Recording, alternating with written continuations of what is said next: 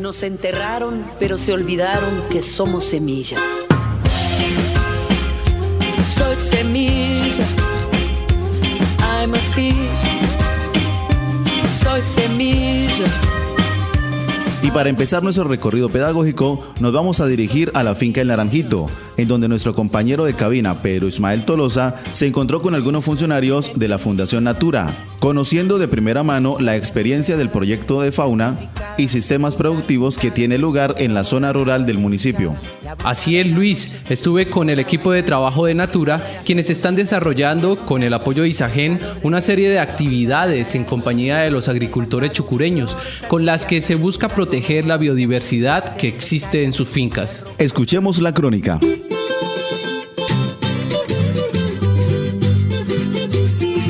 La agricultura sobresale en el municipio de San Vicente de Chucurí como la actividad más importante de nuestra economía.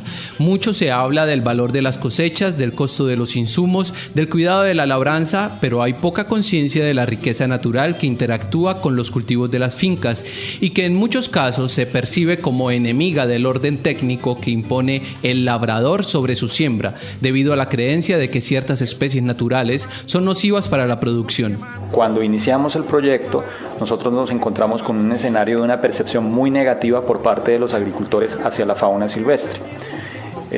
Sin embargo, cuando empezamos a hacer las investigaciones, nosotros encontramos que en realidad muy pocas son las especies que están realizando afectaciones y el grado o el rango en el cual están generando pérdidas económicas no es equiparable a lo que se puede llegar a encontrar o que se puede llegar a generar por otros agentes, como por ejemplo las enfermedades fitopatológicas como la monilia, la fitóptora, entre otras. Escuchábamos al biólogo Fausto Sáenz Jiménez, quien coordina la ejecución del programa de actividades con las que se busca concientizar a los labradores chucureños de la biodiversidad que existe en sus feudos. A partir de esto surgió el proyecto de fauna y sistemas productivos que venimos ejecutando desde mediados del año pasado, el cual está enfocado en primer lugar a identificar cuáles son las especies que habitan o que interactúan con los cultivos, 4 cultivos principalmente, que son aguacate, cítricos,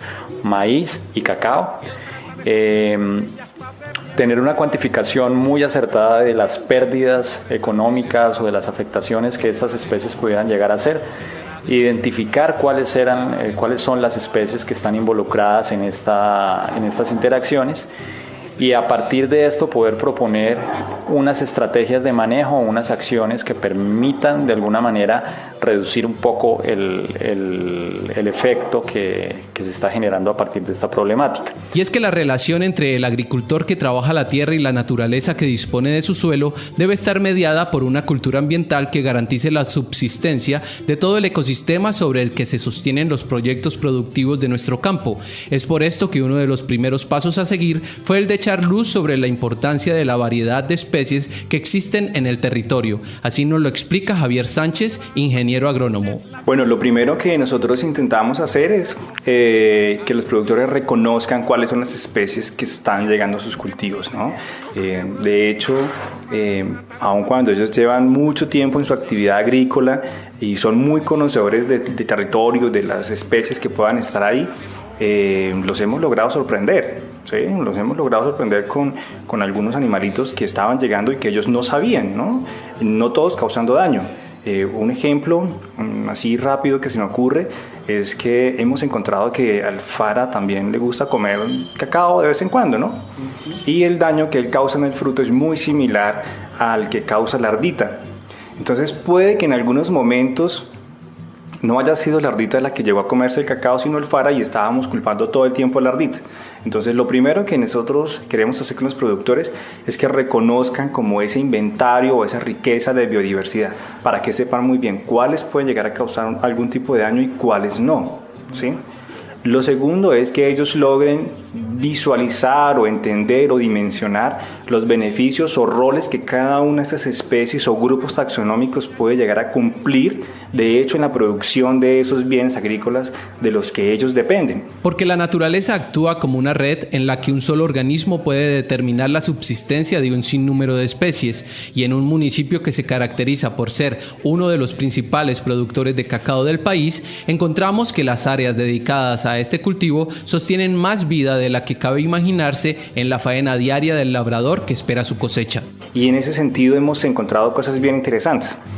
Una de ellas es que el cultivo de cacao al parecer se comporta como una matriz mucho más amigable que la de otros sistemas de producción, y esto ha permitido que sirva para que algunas especies de fauna silvestre, mamíferos y aves, lo usen, ya sea como fuente de alimento, como sitios de caza para algunos mamíferos que además son depredadores o carnívoros, también algunas especies de aves que tienen unas funciones o cumplen unas funciones ecosistémicas muy importantes en el territorio y que a veces no las vemos, como aquellos dispersores de semillas, polinizadores, insectívoros, granívoros. Es decir, el cultivo de cacao en la región se está comportando como un hospedero o una matriz que le está permitiendo a una cantidad muy grande de especies de fauna silvestre mantenerse en el territorio y además convivir de una manera amigable.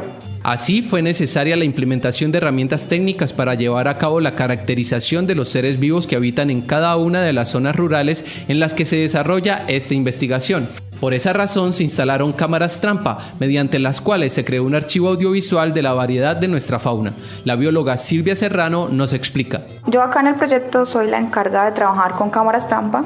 Las cámaras trampa son una técnica que pues usa una cámara que tiene un sensor de movimiento y o calor. Entonces lo que sucede es que cuando un animal entra como en el campo de acción de la cámara, ella se activa por ese estímulo y graba un video o una foto según como esté programada, y eso es lo que nos permite ver la fauna que está haciendo un uso del cultivo. ¿Qué especies hay?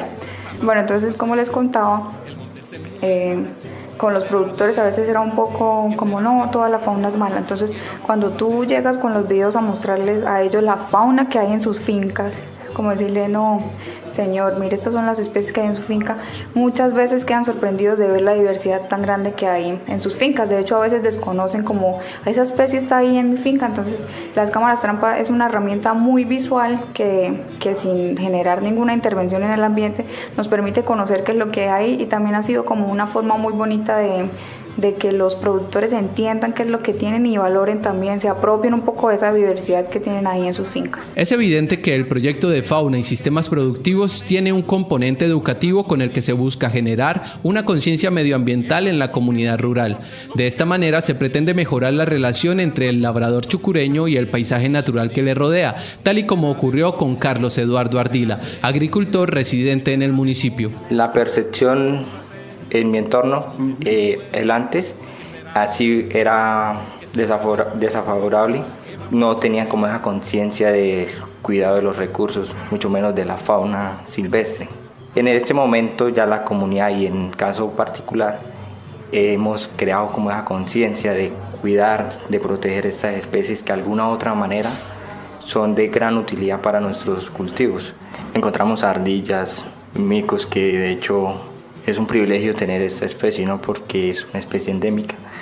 Tenemos aves endémicas también que de alguna u otra manera nosotros como agricultores lo desconocíamos. Para nosotros es muy importante tener como ese inventario, decirles, hombre, eso es lo que tenemos en nuestro territorio, debemos cuidarlo porque es nuestro. Y las actividades pedagógicas no solo se llevan a cabo en las fincas chucureñas, también tienen lugar en algunas instituciones educativas, tal y como ha ocurrido en las jornadas ambientales del Colegio El Rubí. Así lo testifica la alumna Dayana García. Natura nos regaló una charla sobre la importancia que es cuidar el medio ambiente.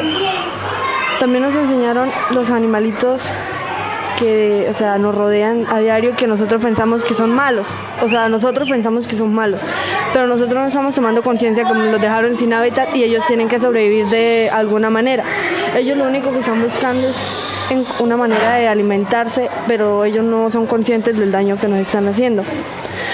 Pero si tomamos conciencia, nosotros no nos afecta mucho. Por una mazorca de cacao que nos roben, con eso no nos va a afectar en mayoría. La relación conflictiva entre la agricultura y la naturaleza no es un tema de hoy. Los agricultores siempre han sido conscientes de la presencia de especies que visitan sus cultivos y no forman parte de sus planes productivos. Sin embargo, desde el llenado del embalse Topocoro se difundió la idea de que la presencia de la represa aumentó el número de animales silvestres en las parcelas y fincas. Diana Caballero, profesional ambiental de la Central Hidroeléctrica Sogamoso, nos comenta. El proyecto relacionado con la interacción de la fauna en los sistemas productivos que actualmente se realiza en convenio entre ISAGEN y la Fundación Natura surgió para dar atención a la percepción de los productores que manifestaron disminución en la productividad de sus cultivos por aves y mamíferos silvestres a raíz del establecimiento del embalse. Este tema, interacción fauna-cultivos, es de interés nacional e internacional.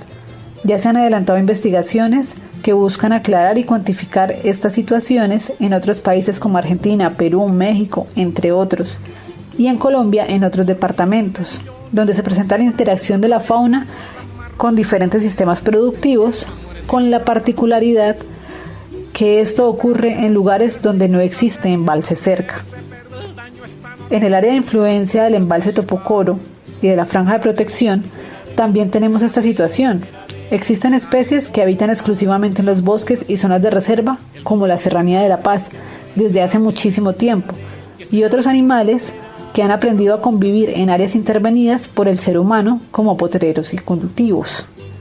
Como contexto adicional, desde ISAGEN se viene adelantando el monitoreo de fauna silvestre desde antes del establecimiento del embalse, y en esos momentos fue posible registrar a muchas especies de aves, mamíferos y reptiles haciendo uso de los cultivos de la región antes de formarse el embalse.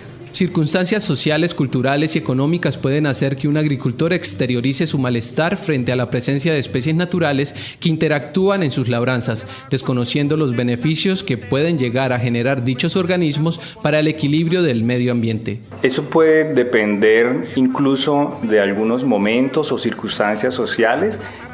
Por ejemplo, si yo soy productor de cacao y el precio del cacao baja, qué sé yo, o incluso nos enfrentamos a un fenómeno, por ejemplo, del Niño, que tiene unas repercusiones muy importantes en la productividad de todos los cultivos en el país. Entonces, si mi producción es menor y aparte de eso viene una ardita y se come esa una que otra mazorca, pues claro, el impacto que yo estoy viviendo como productor es mayor, ¿sí? Lo que termina afectando para los ingresos del productor es mayor.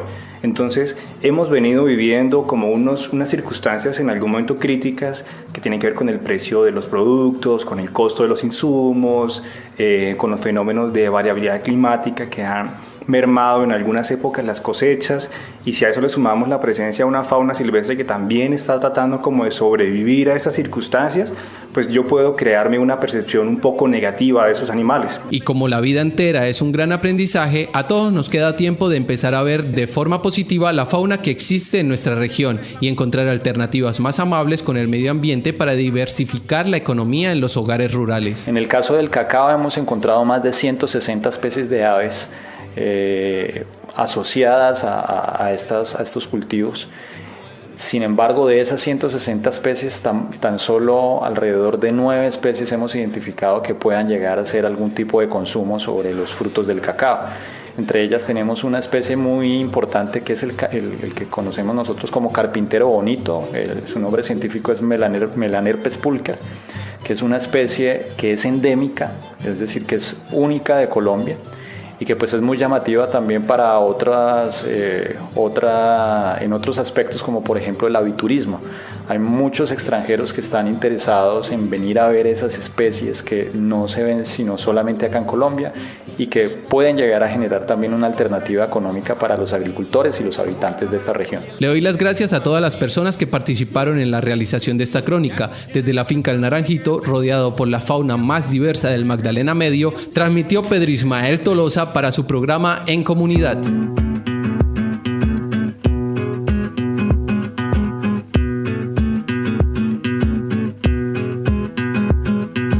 ¿Cómo es que te vas, Salvador, de la compañía si todavía hay mucho